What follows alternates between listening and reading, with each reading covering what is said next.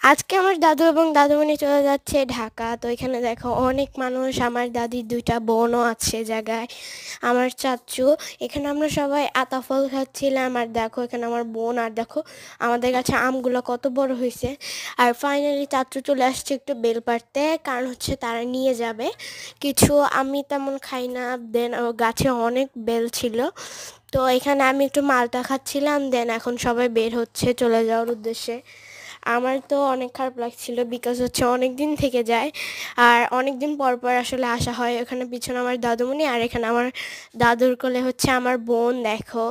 দেন এখানে আমরা তাদেরকে এগিয়ে দিতে যাচ্ছি, আর আমার দাদু আমার বোনকে নিয়ে যাচ্ছে। আমার বোন তো এখানে আসতেই চাচ্ছিল না আম্মুর কাছে।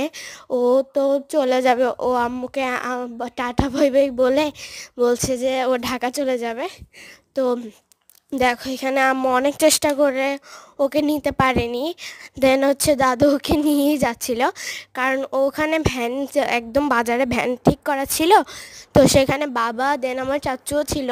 তো সেখানে আমার বাবা দেন চাচ্চুকে নিতে হবে, আর এখানে আমি ছিলাম। আর আমার হাতে টাকা, আমার দাদু আমাকে প্রতিবারই যাওয়ার সময় টাকা দিয়ে রেখে যায়।